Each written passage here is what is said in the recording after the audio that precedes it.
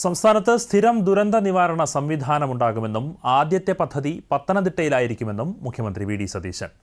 കോഴഞ്ചേരി മഴക്കെടുതി അവലോകന യോഗത്തിന് ശേഷം സംസാരിക്കുകയായിരുന്നു അദ്ദേഹം.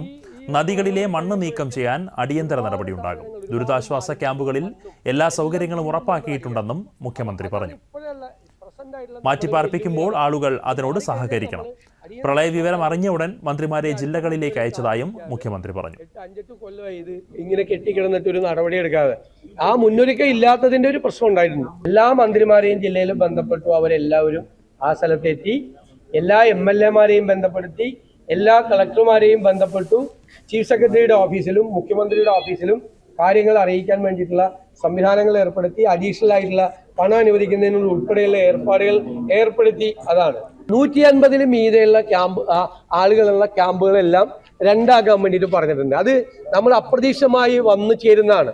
മെഡിക്കൽ ക്യാമ്പുകൾ മെഡിക്കൽ ചെക്കപ്പുകൾ കൃത്യമായിട്ട് എല്ലാ ക്യാമ്പിലും നടത്തുന്നുണ്ട് ഭംഗിയായിട്ട്. അത് ആരോഗ്യ സംവിധാനത്തിൽ നിന്ന് തന്നെ ഡിപ്പാർട്ട്മെന്റിന്റെ ഭാഗമായിട്ട് ചെയ്യുന്നുണ്ട്. അതുകൂടാതെ പത്തനംതിട്ട ജില്ലയിലെ പ്രധാനപ്പെട്ട സ്വകാര്യ ആശുപത്രികളുടെ നേതൃത്വത്തിൽ വിവിധ സ്ഥലങ്ങളിൽ മെഡിക്കൽ ക്യാമ്പുകൾ സംഘടിപ്പിച്ച് പരിശോധിക്കുന്നുണ്ട്. മറ്റ് രോഗങ്ങളൊന്നും ഉണ്ടാകാതിരിക്കാൻ വേണ്ടിയിട്ടുള്ള ശ്രമങ്ങൾ നടത്തുന്നുണ്ട്.